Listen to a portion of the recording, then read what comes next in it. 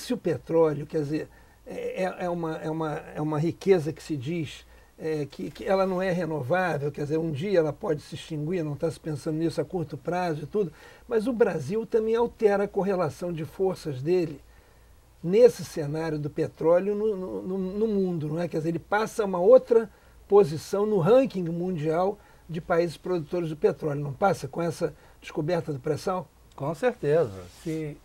Em se confirmando a reserva conservadora de 100 bilhões de barris, por exemplo, a gente passa a Venezuela, que é a detentora da sexta maior reserva. Agora, se chegar aos 300 bilhões, que há quem diga, e não é, são pessoas geofísicos, geólogos antigos da companhia, acham que pode chegar a 300. A gente passaria a Arábia Saudita. Seríamos o primeiro lugar em detenção de reserva de petróleo. Quer dizer que você está desenhando um cenário do Brasil na OPEP. Não, na OPEP nós já estamos sendo convidados agora. Sim. Agora Mas nós estamos... como exportadores, podemos chegar em breve... A grande exportador. Agora, esse não é o melhor dos mundos. Por isso que a gente tem que fazer esse debate. Porque o Brasil já é autossuficiente na produção de petróleo. Nós já produzimos para o nosso consumo. Sim, para o nosso consumo já há algum tempo. Então a gente tinha que guardar a campanha, a gente entende, quer fazer esse debate com a sociedade, que essa reserva elas tinha que ser guardada estrategicamente. Até porque, desembargador, ela não pertence só a essa geração. Estou afirmando aqui que a Petrobras levou 30 anos para fazer essa descoberta. E esse petróleo, ele leva milhões de anos para se transformar. Né? Então, nós não temos que olhar só um olhar momentâneo. Então, nós não devemos, na visão da campanha, se transformar num grande exportador. Temos que guardar essa reserva como estratégica, investir em energias alternativas, que o Brasil é um país privilegiado, graças a Deus.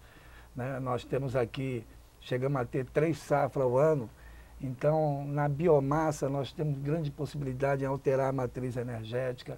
Nós temos das maiores bacias hidrográficas do mundo e temos também o Sol, é a maior usina atômica do planeta, do universo. E o Brasil, por ser tropical, tem sol o ano inteiro e a gente não utiliza a energia solar. Então, a gente tinha que guardar esse petróleo, investir em energias alternativas, né? E é essa discussão que a gente quer fazer aqui junto com a universidade e com a sociedade, né?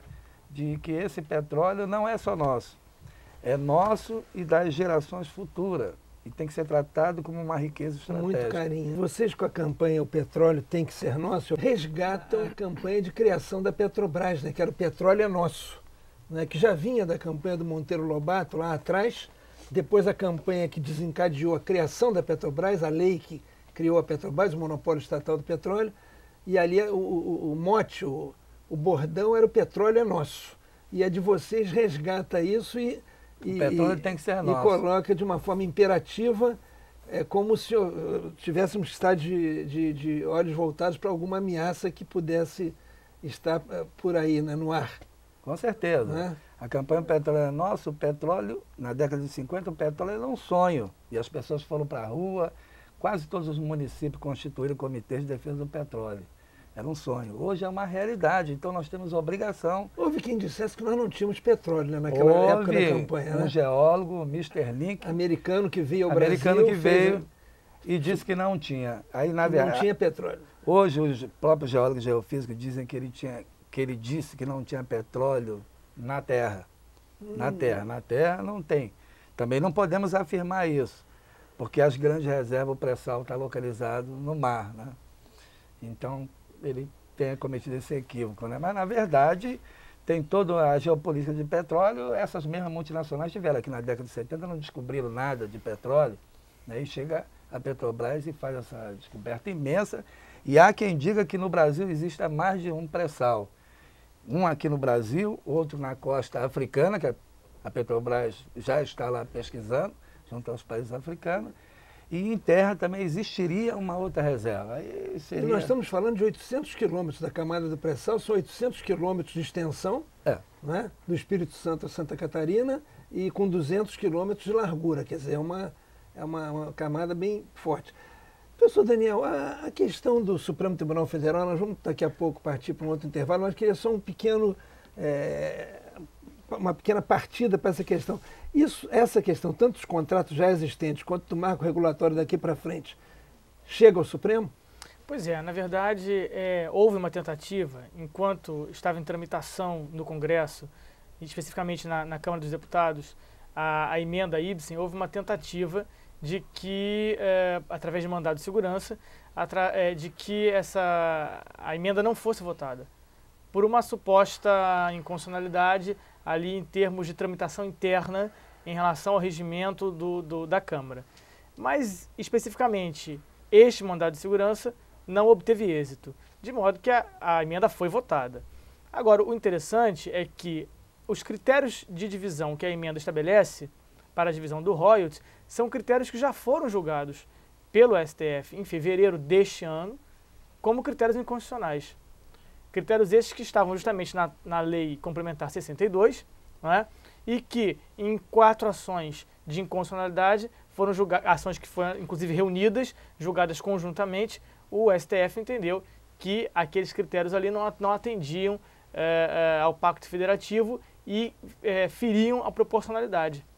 E nessa medida entendeu que eles eram inconstitucionais. Né? Inclusive esses critérios, apesar de inconstitucionais, eles ainda vão continuar em vigor até 2012. Por quê?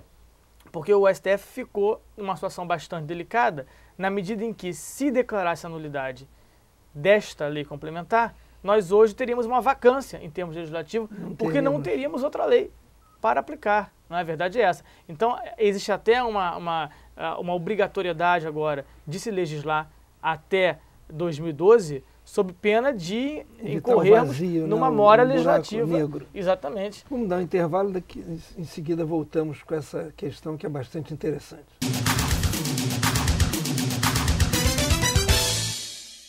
Felipe, quando você ouve o nosso Emanuel aqui com essa experiência toda em torno da matéria, e o Daniel, um professor jovem de direito constitucional, mas já estudioso do assunto, estudioso da matéria, traçar esse panorama, de um lado o panorama econômico e político, né, e de outro lado o panorama jurídico e constitucional, como é que você se fica em relação à perspectiva do estudante, daquele que vai ser o profissional daqui a pouco, que está entrando no mercado de trabalho, que está começando a despertar para a sua cidadania, está começando a exercer a sua cidadania? Como é que você se sente em relação especificamente a esse assunto? Assim, sou apenas mais um membro, né? Porque é uma luta. Vai ser uma luta diária, de cobrança em relação aos estudantes. O estudante tem que ser mais ativo, participativo nesse assunto, se inteirar mais. O que vemos hoje em dia é que o estudante ele não se interessa. Tem que alguém que faça por mim, não. Tem que cobrar, porque é o seu direito, é o seu futuro que está ali. Nós somos os jovens. Nós vamos fazer a diferença lá na frente. Então, se nós não tomarmos a consciência e mudarmos a partir de agora, o que será lá para frente? E não só cobrar, os 7 bilhões tem que ser nosso, mas cobrar aonde vai ser investido esse dinheiro, o que fazer com esse dinheiro. Tem que ter um carinho, uma fiscalização, porque cobrar é muito fácil, conseguiu, depois a população esquece, a população é leniente, fica na dela, tem alguém que faça, vou deixar acontecer, não vou me esquentar minha cabeça, e não pode ser assim, porque o dinheiro é de todos nós temos que lutar por isso. Vocês estão no diretório, né? É importante assinalar para os telespectadores que o Felipe e o Tadeu são membros do diretório acadêmico da FASC. Eles são, portanto, dirigentes, membros desse diretório acadêmico.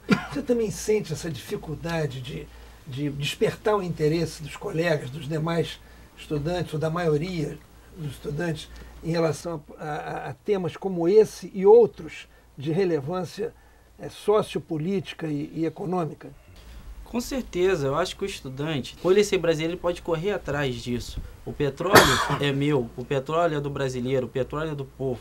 Então ele tem que correr atrás disso. Não só como estudante, mas também como brasileiro. Os royalties trouxe uma instigação hoje para a sociedade, visando sobre o petróleo, que antigamente a sociedade não estava muito voltada. Os royalties trouxe essa visão.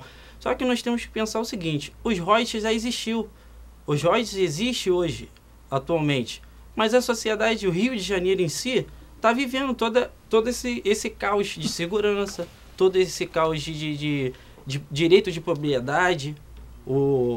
as pessoas mais necessitadas hoje não têm a sua propriedade. Nós vimos as calamidades que aconteceu atualmente em Niterói, que aconteceu no Rio de Janeiro, essas enchentes. Nós temos que saber o seguinte: esses royalties sendo bem distribuídos, esses royalties sendo bem tendo uma fiscalização maior para onde que está sendo dirigido, para a infraestrutura, para a educação, esses royalties sendo bem fiscalizados, ele vai trazer benefícios para essas pessoas que sofreram para evitar que tenha esse desastre, para evitar que tenha toda essa miséria, toda essa insegurança. Nossas comunidades no Rio de Janeiro hoje sofrem um impacto muito grande nessa segurança, tudo isso que está acontecendo. A educação necessita o quê? De um investimento maior. Só a educação que pode trazer um benefício maior para as pessoas. O presidente Lula falou isso. É pela educação que os pobres pode trazer a ascensão, pode trazer um futuro de uma vida melhor. É através do estudo. Esse recado de vocês é muito importante em relação à noção da necessidade de despertar os estudantes para essa luta, para esse envolvimento com os problemas que não sejam apenas os individuais, os pessoais de cada um. Eu queria agradecer muito a presença do Emanuel Cancela, do GIES, do Sindipetro RJ, do professor Daniel Machado Gomes, dos nossos estudantes Felipe Martim Andrade e Luiz Tadeu Pinheiro Oliveira, que trouxeram para o telespectador da UTV um tema que chega a ser incandescente, não só por ser do petróleo, mas porque ele vai provocar certamente muita polêmica entre nós. Muito obrigado e vamos voltar a esse tema certamente.